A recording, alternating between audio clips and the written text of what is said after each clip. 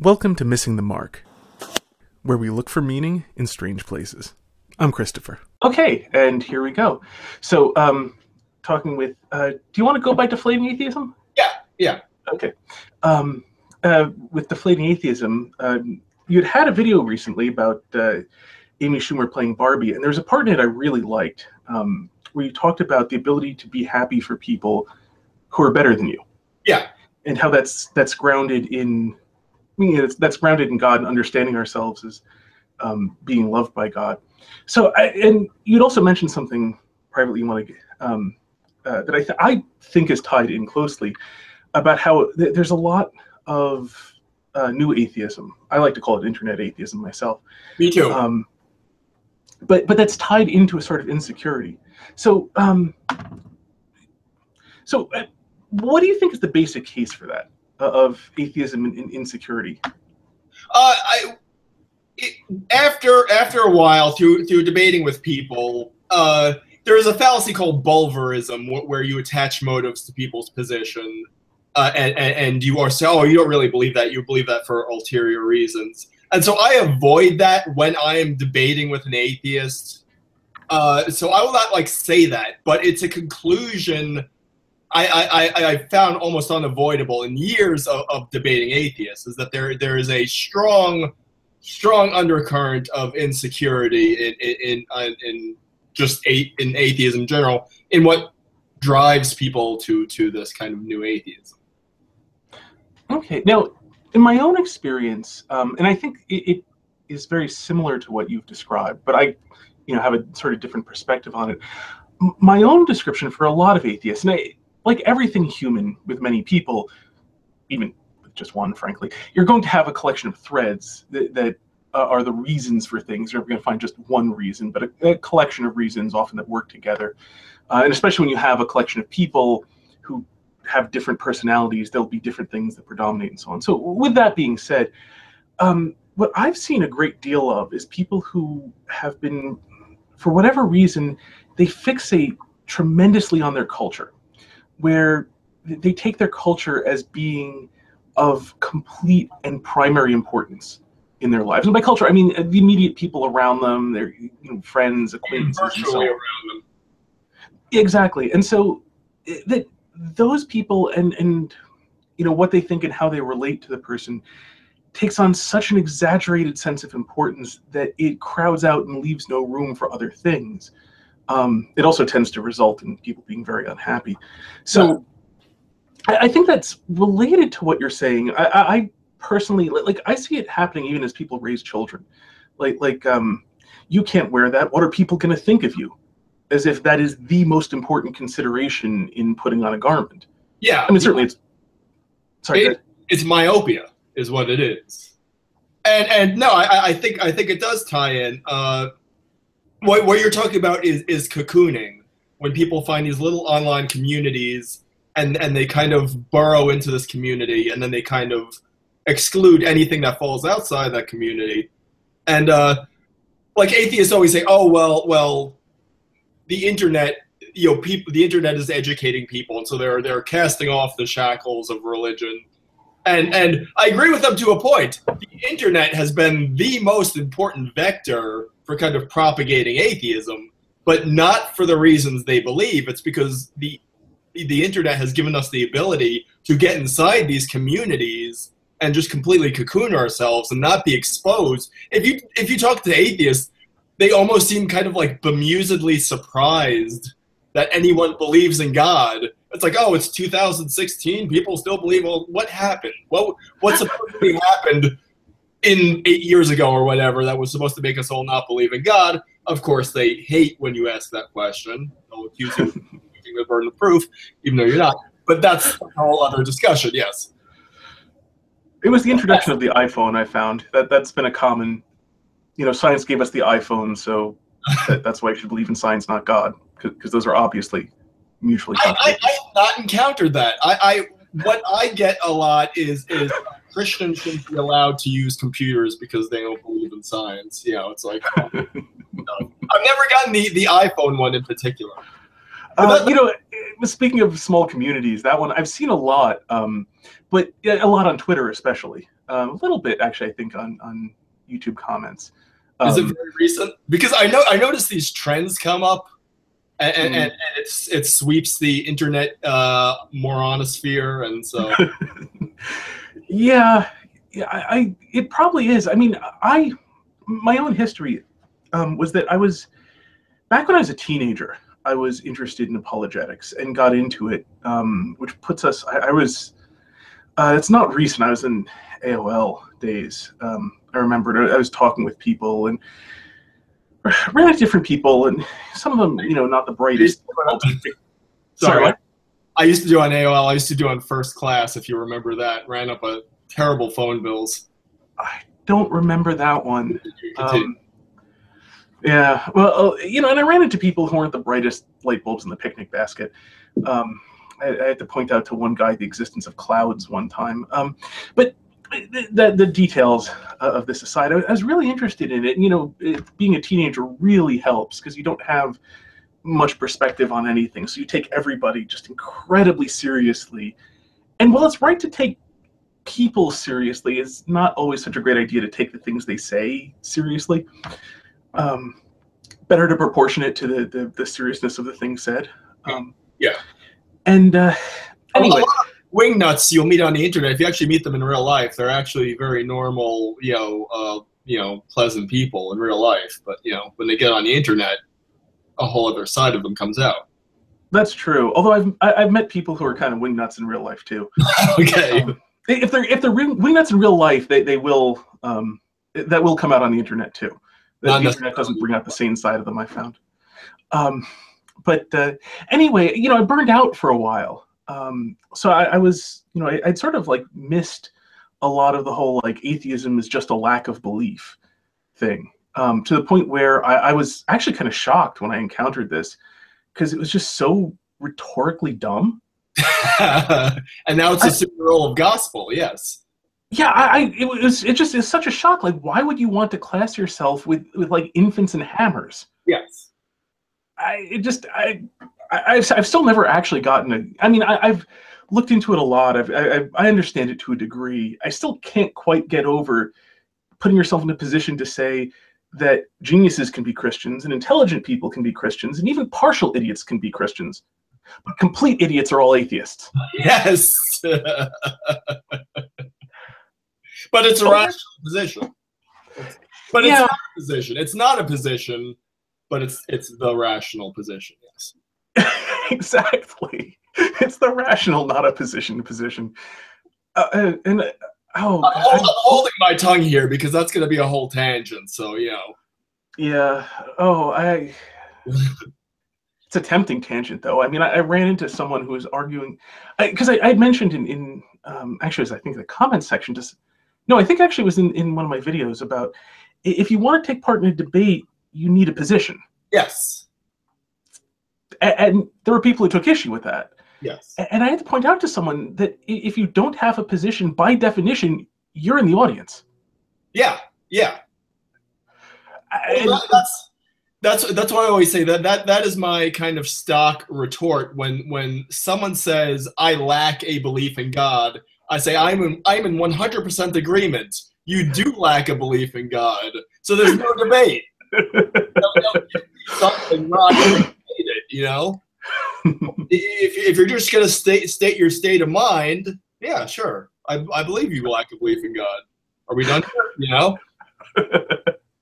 Yes. Yeah, that's and yet I actually had to explain to someone that if you're stating, if one person makes a case and another person says that case has not been made well, what you're doing is called heckling. I mean, it can be called art criticism too or something, but basically if a debate consists of one person doing something and one person saying that wasn't any good, that's heckling. Yeah. And the thing is, heckling doesn't actually make for anything entertaining.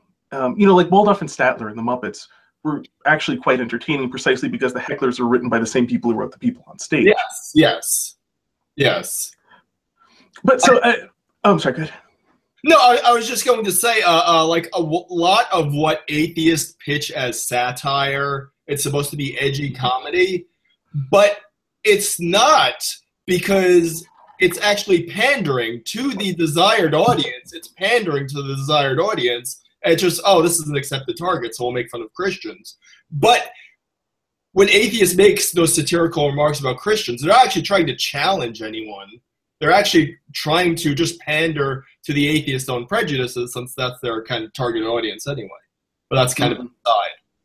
Yeah, well, the whole outsider, look at the outsider, haha. Yeah. Which isn't a joke, really. Mm. And I think that's the difference. I mean, everyone, or many people will use satire. I mean, I myself have done satire of atheist positions. I mean, I'm considering taking up being an aphysicist. Where idiots believe in laws of physics, and the rational position is that stuff just happens. Yeah. Like, okay, you've got your physics textbook. Don't worry, lots of people have their physics textbooks, but only your physics textbook is right. Yes. Oh, what are the chances of that? Yeah. So I mean, there's lots of, pardon the camera thing. There's lots of satire, but it's got to be something where you're taking a position and doing something with it. It's not just like, yeah, I don't believe in God, and then you laugh uproariously because we all know you're supposed to hate this character. Yeah. In the same sense, I mean, it's possible. I haven't particularly seen it myself, in part because I try to be careful with, who I spend my time with. It's possible to do like, hey, look, there's an atheist, ha. That would be just as invalid as humor. Yeah. No, I mean, I'm all for using sarcasm and parody and satire and all that stuff. I think a lot of Christians play nice, and then they go on YouTube, and then they discover abuse, and that's why I think atheists basically have a monopoly on discussion on YouTube, and they like to say it's because they've won by the strength of their arguments, and they've just rationally decimated their opponents. No, it's because you get these Christians, and some of them have thin skins. Some of them are not used to abuse. But I'm just the kind of asshole when you throw abuse at me, I just grow stronger. So that's yeah, there's actually a great danger I've found because one of the things online, especially, there's a self-selection factor. For people who have some understanding of what's said have a lot less to say in response to things. They understand what people know. They understand what people meant. On the other hand, if you're a fool and have no idea what other people meant, it's really easy to take what they say as something very stupid and then attack it either sensibly or in a very stupid manner. But either way, being a fool gives you a lot to say. You don't need to wait for opportunities. They all present themselves because everything looks foolish to a fool. Yes. And so there's that heavy self-selection where if you say anything, you're going to be attacked by a bunch of fools where it doesn't matter. I mean, I had to explain to some guy in the comments recently that he wasn't talking about me. He was talking about some argument that I did not make, and I kept having to point out, and I got to the point where I explained to him, look, dude, if you want to argue with the phantasm of me in your head, go ahead. Can you do it in private? Yeah. So, but that's the thing. Like, somebody who's arguing with with the phantoms in their head can do that anywhere at any time at the drop of a hat. And so there's a self-selection factor for them. A lot of those people are going to show up, and it's going to be often the same people all over the place because they have so very much to say. Yeah. It's a little bit like, oh, sorry, go ahead. No, I was just going to say a big thing is you'll find on YouTube. I mean, atheists there are like 20-minute videos. There are big essays describing it in exhaustive detail why you should not believe things without evidence. They'll go into great length. They'll think that they're blowing people's minds with these arguments why you should not believe without evidence. Okay, so show me the person who's actually making the argument that you should believe things without evidence. You're arguing against a non-position, Yeah, in fairness, the one place you see that is parents with young children. You'll see that fairly often, essentially, because I said so. Yeah. As a parenting style. And in the same way, you will get that applied to people with religious belief, where parents who don't, especially I think in the fundamentalist areas, because everyone's so disconnected. I mean, we're you know, in the Catholic, you know, in any sort of you know, Orthodox Christianity that has the hierarchy where you've got bishops and priests, and you've got theologians and so on. If you have a kid who's really interested in theology and you don't know much of any about it, you don't tell him to shut up. You tell him to go talk to the you know, priest, and he'll find a theologian who'll actually talk to you. Plus, there are a tremendous number of books and so on. Yeah. So there's an avenue for the people who have questions to go talk to intelligent people who've thought about this and have answers. Especially, I think the more fundamentalist you get, there is none of that. There's none of, you know, and maybe you've got a pastor, but there's a good chance your pastor's not all that well educated. Yeah. You know, pastors, I think, are largely selected more by charisma than by education. You know, you know, the Catholic and the Orthodox churches are kind of unusual in that they're the closest things historically that you ever see to something analogous to a philosopher king. Because especially in the Western Catholic Church, like, all priests have to take philosophy courses, undergraduate philosophy courses. So even the ones who aren't very good at it, they still have to learn a bunch of this stuff, and as a result, they still know people who know more than they do. Yeah.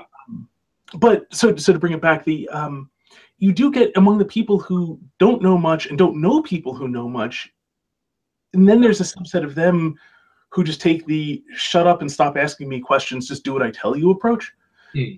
Which does, I think, become something along the lines of "don't ask for evidence, just believe because I told you to." Yes. But that's just bad parenting. That's not the foundations of any religion. That's just bad parenting. I will also say that there are people, it's true, they accept, you know, the precepts of their faith. They may have never given it much investigation. There's this guy, Anthony Magabosco or something on YouTube. He has a completely unwieldy Italian name, but he does a street epistemology. And so it reminds me, do you remember like back when Jay Leno had his show, he would go on like the Santa Monica Pier or something, he'd ask people questions about like American history or something. And so it's just basically show how stupid people on the street are. And you would ask and they would give like ridiculous answers. And so this guy on YouTube, I'll send you the link later, but he kind of corners people in real life and starts asking them questions about theology.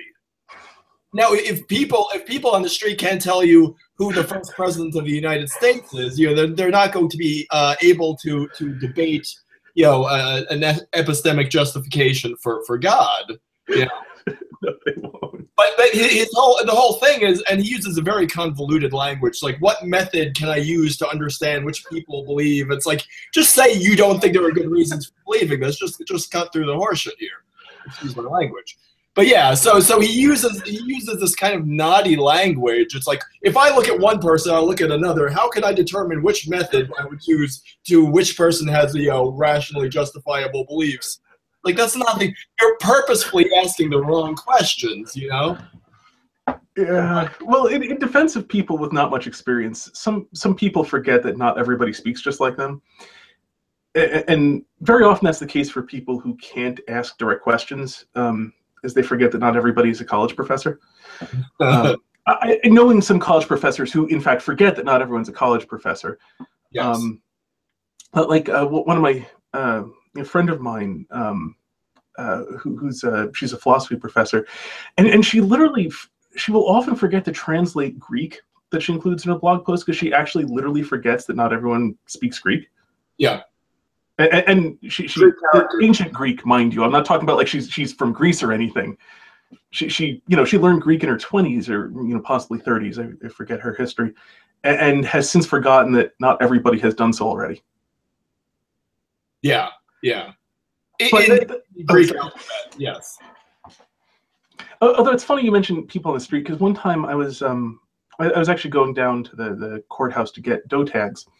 Hunting season was upon us. This is more than a year ago, and I ran into some guy who sort of made eye contact with me as he was passing, and I looked because he looked like he wanted to talk to me, and then said, I forget exactly his opening, but something to the effect of, "How's your relationship with Jesus?" I said, "Well, imperfect. And so he's a fundamentalist, and a kind of really curious fundamentalist. The sort who, you run into these people who will quote Bible passages at you a little bit like you know, I forget what you call it when you put the shot in it, like shotgun shot, basically, where you get just like a mass of them all at once. Where it's you know, like 2 Timothy 13 and you know, eat not moldy bread and something, but like the person rattles them off like almost instantly. Yeah, and you get that sort of like one of those, I think I know what you're talking about. One of them, I'm not sure you quoted correctly, and one of them, I think, if I recall the context of like the 4 words you just said, meant something very different than what we're talking about. And then, but they're already gone on. Yeah. I got that guy. That was interesting though, because he wasn't quite prepared for somebody who actually could respond to him. Yes. So it goes kind of too. It goes with the atheists too, definitely. Yeah. Well, anyone who takes people up on the street, it is rare to find somebody who knows a tremendous amount just talking to people on the street. It can happen, but usually it's somebody who's capable of getting in over their head. And anyway, because we're pretty far on a tangent here, but just the really funny part about this was this guy claimed to me that he was raised Catholic, raised his children Catholic. And then he finally, you know, it would have to be at least in his 40s, if not 50s. I mean, the guy was in his late 50s or early 60s. You know, finally actually read the Bible and discovered Jesus and so on. But what was really great is he explained to me that he finally discovered that Jesus rose from the dead. That in all those years of being Catholic, there was Jesus up on the cross, and so he figured that Jesus was still dead. Well, there's some benefit, yes. Yeah, and I asked him, I think I didn't mention the Nicene Creed. I just asked him, okay, so Easter, the high holy day of the year, the day you think that's all about celebrating the resurrection of Jesus. Somehow you missed that? Yeah. All those years, I mean, raised Catholic, raised your children Catholic, you're talking decades. So it's like 20, 30 Easters, and not one of them did you manage to notice that Jesus rose from the dead, huh? He was going no, never mind. I don't know. It was weird, and it's one of those things where, like, I don't want to assume you're lying to me, but I can see no possible way that any other assumption I can make is not worse. Yes.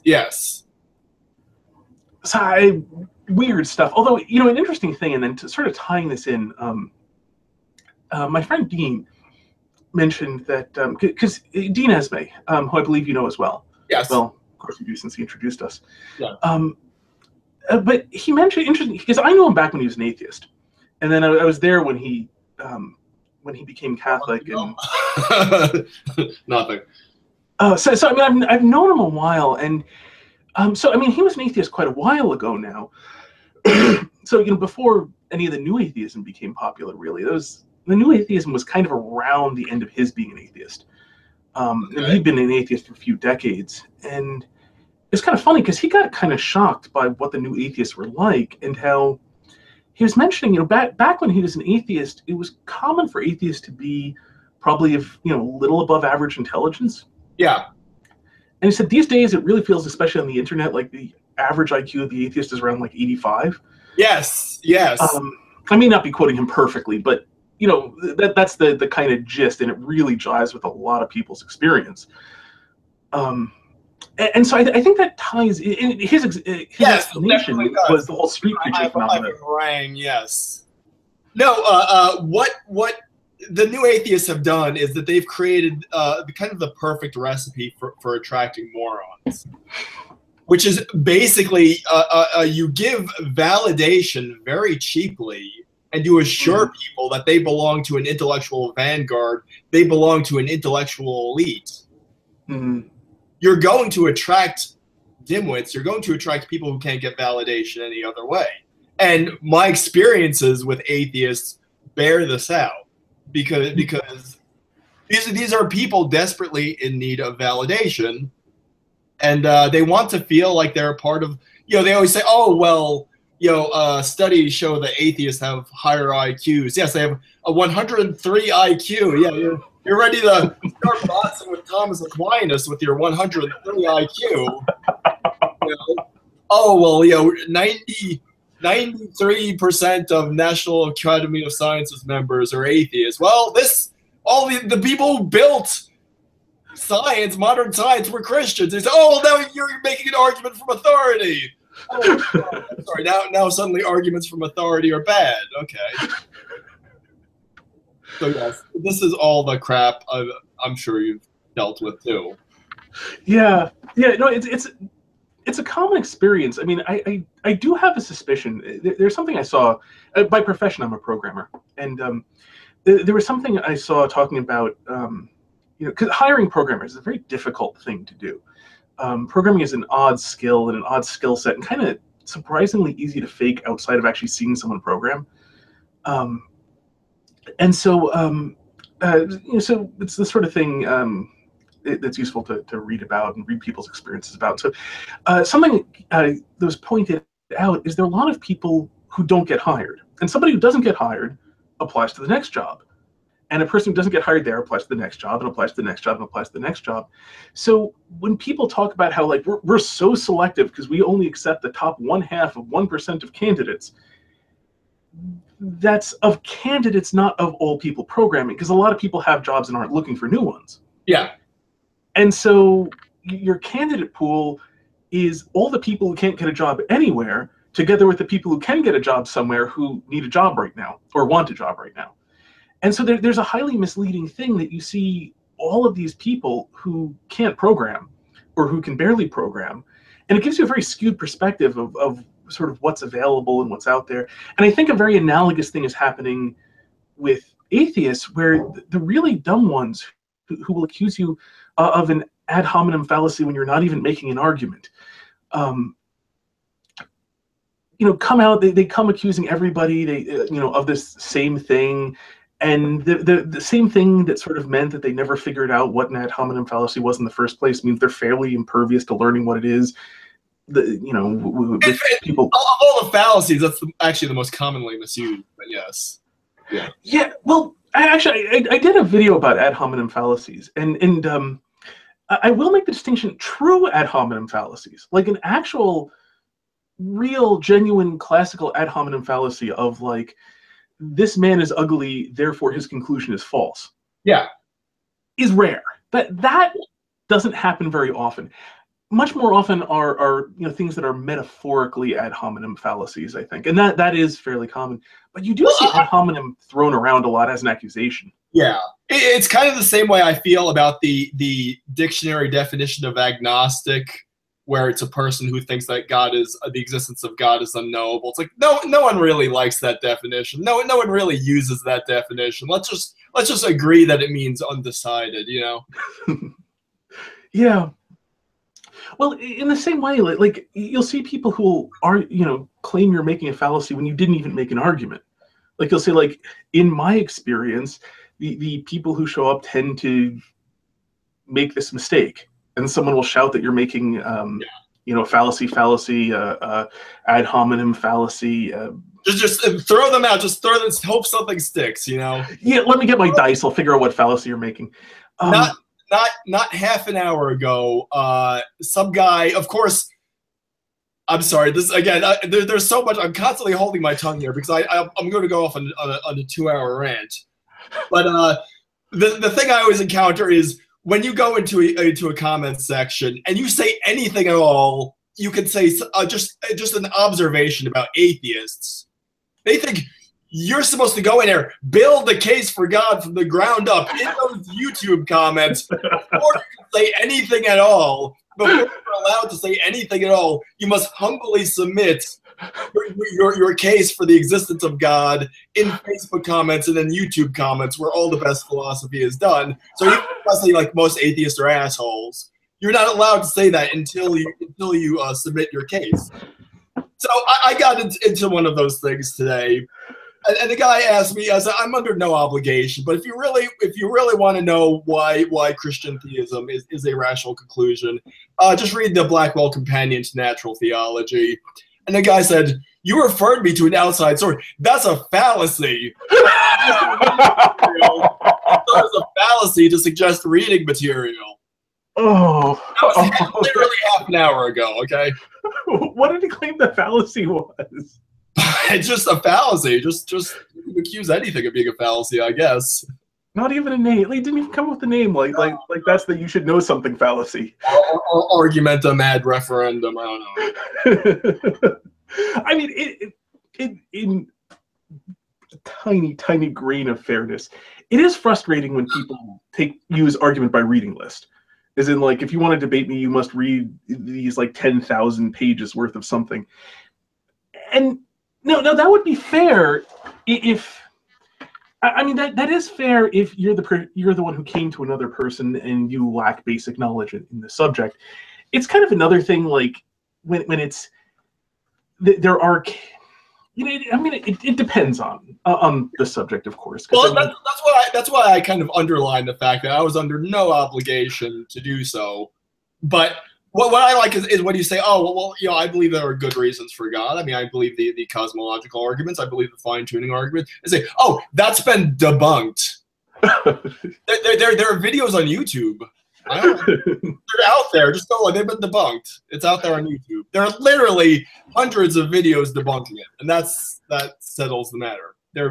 That's why I always say, well, great, you can find YouTube videos saying the moon landing was faked. The fact that it's out there doesn't prove anything. That's why the burden of proof is very simple. It says you provide evidence for your case. It doesn't say you must convince the other person of the truth of your position, because that would be impossible. Yeah, well, a lot of people don't understand that the actual location of the burden of proof is on the person who most wants to be in the conversation. In any conversation, the burden of proof is on the person who wants to be there more than everyone else. I actually do not agree with that. Really? Because in a conversation, if we're talking and I don't want to be talking, I don't assume a burden of proof because I'm happy to just walk away. The person who isn't happy to walk away is the one who needs to prove the claim to the other person in order to keep the conversation going, because the alternative is simply the conversation dies, and then no one has a burden of proof because there's no conversation. What's your take on it? I think the burden of proof belongs. It's the burden of. Can I ask a question? A clarificational question? What's that? Can I ask a clarificational question? Yes. Because I make a distinction between the burden of proof and the duty of investigation. And this is actually a pet peeve of mine, that all human beings, as human beings, have a duty of investigation to find out what is actually true about the world. And as such, we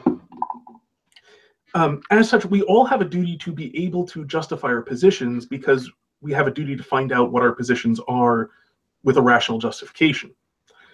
That's not the same thing, though, as having a duty of having to explain this to somebody else, because that incurs an obligation of time, yes, which we don't always have. So that's the distinction I'm making, that the burden of proof is about a duty of spending time in a particular conversation, whereas we all have a duty of obligation as rational creatures.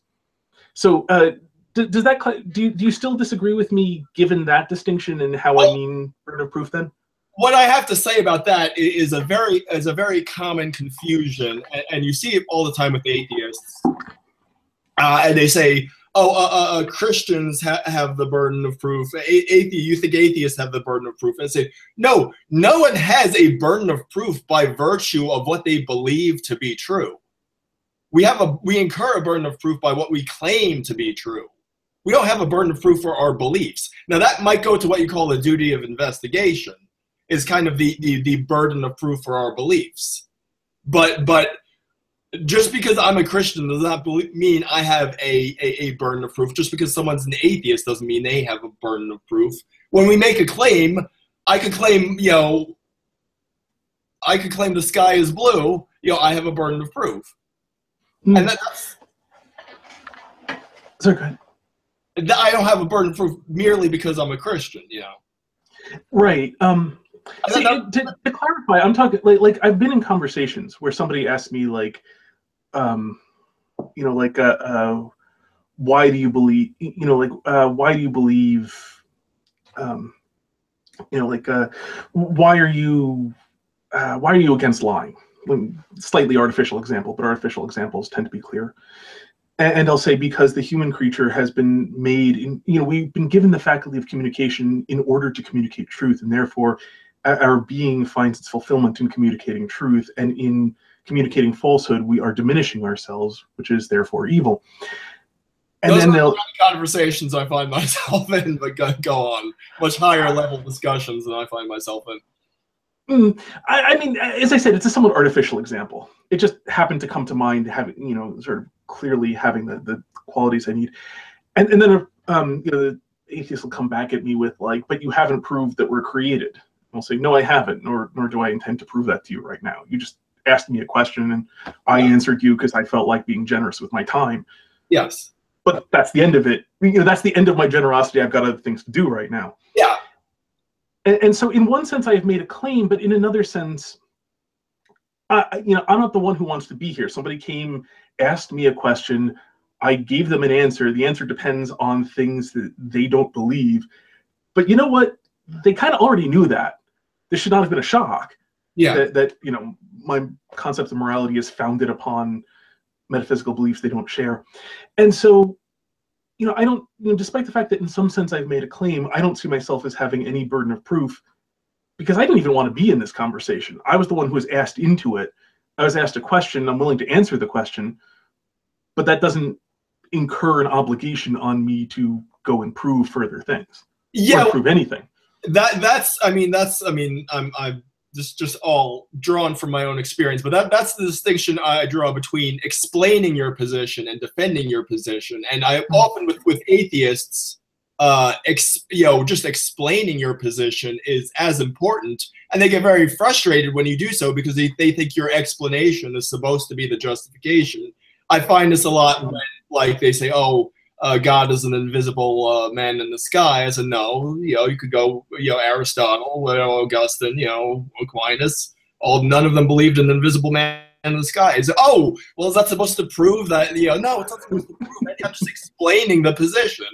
This is what Western philosophical history says, so that's the position. It's not meant to be an apologia for that idea. I have that, but hey, Yeah. Okay. So, so I think I just has somewhat of a terminological distinction, and I like that the terminology used there of the explanation versus the defense. I think that captures it quite well. Because it's something like I've been challenged to debates a few times so far in the comments, and in general I've said no because, well, debates seem like mostly a waste of time to me. I'm interested in conversation. Yeah. I'm interested in two people who want to talk to each other to learn or to flesh out an issue or something. But there has to, a debate. Like if I want to spar, I'll finally actually sign up for judo again. It's a lot more fun. As a teenager, okay, yeah, trading wits and so on. I was in the debating club in high school. But once you get a little older, it doesn't seem to have any obvious point to it. Yeah, yeah. But so bring this back a little bit, because there's something interesting. You had mentioned about how there's a big attraction to atheism in that it's a very cheap, it's a very easy way of becoming part of a group and thus attaining validation. Yes. Yes.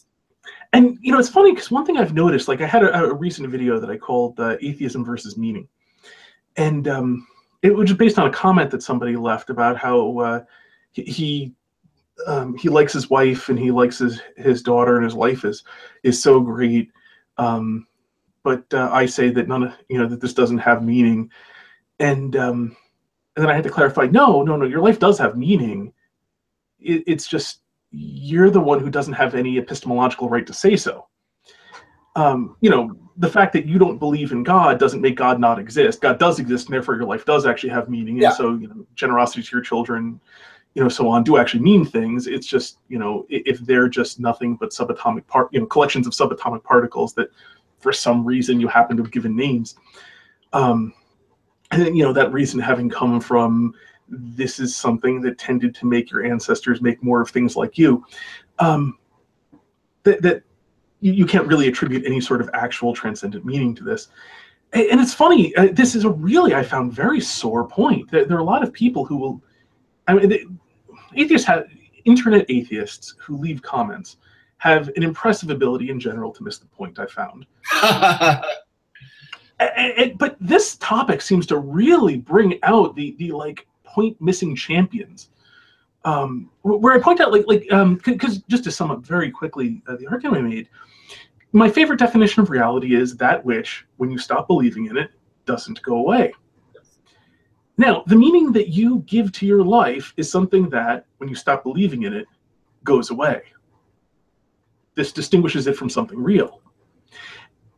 Very good. Simple point. I mean, it's a hard to argue with definition of reality. Most definitions of reality have to have that property.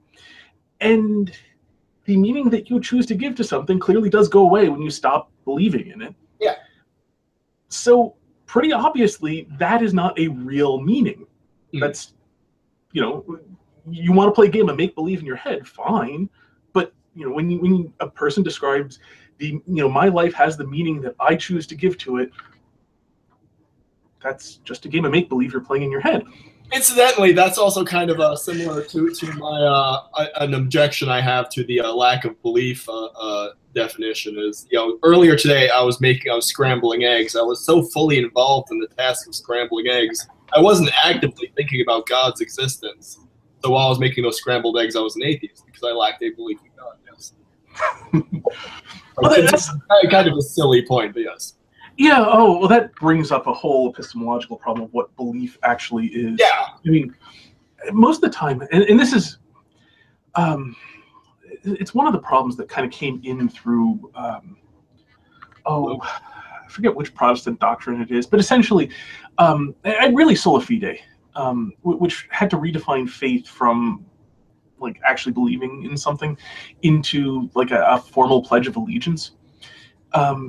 And so it sort of turned, since then, a lot of people take belief to mean, like, what you say out loud, as in, like, what you believe is what you say, I believe, not, in fact, what you act as if it is true.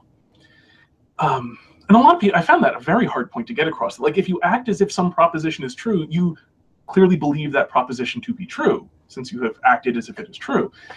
And, if you don't have evidence in front of your face at the moment that the proposition is true, that's what faith is.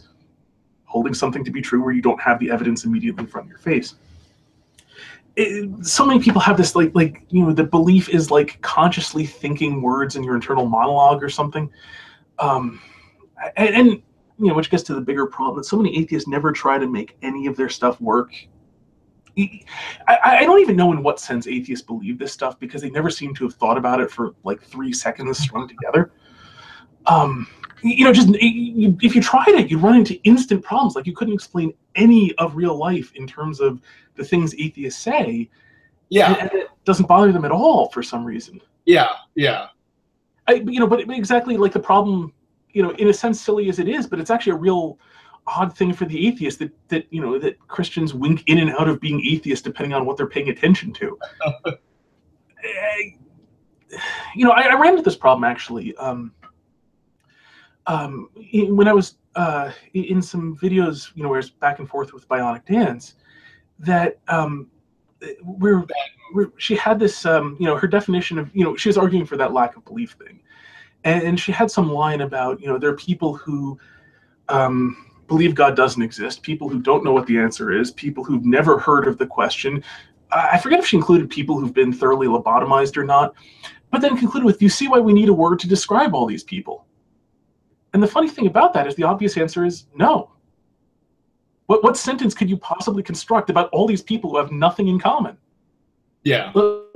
This word is being defined to have a definition of it, but not in order to use that definition in any sentence that isn't a definition of it.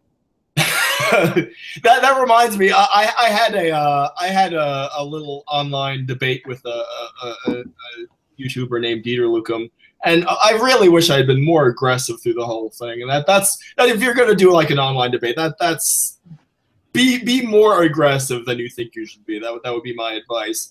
But we discussed this, And he said he has no problem with rocks and tree frogs and stuff being atheists. And so I said, well, what about people who believe God does not exist, who affirm God's not exist? Well, those are atheists too. Well, say so the distinction between tree stumps and sentient beings who affirm God's non-existence, that distinction is not important enough to warrant a word, because we had a perfectly good word to describe those people who believe that God does not exist. We had a perfectly fine word for that.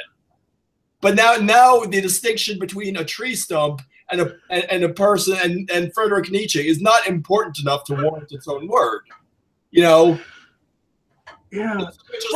Language is supposed to be modeled on what's useful, you know? Exactly, which I think testifies to the fact they don't use it.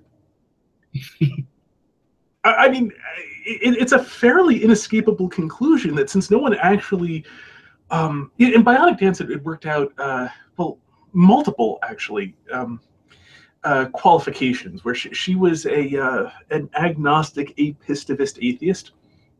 Yeah. She was also, I think it was a weak something else, because there was like strong versus weak and something else that was this like parallel thing, and she used both of them in different examples. Would an atheist really make videos about it? Apistivist from the Greek pisteo, I believe. So that she used that to mean I don't have faith. So she doesn't know, and she doesn't have faith that it's true, because remember their version of faith is something about like choosing to believe. Yeah. Without regard to believing it to be true. Anyway, so she had this terminology, so she could describe herself. She had a neat triangle and stuff too.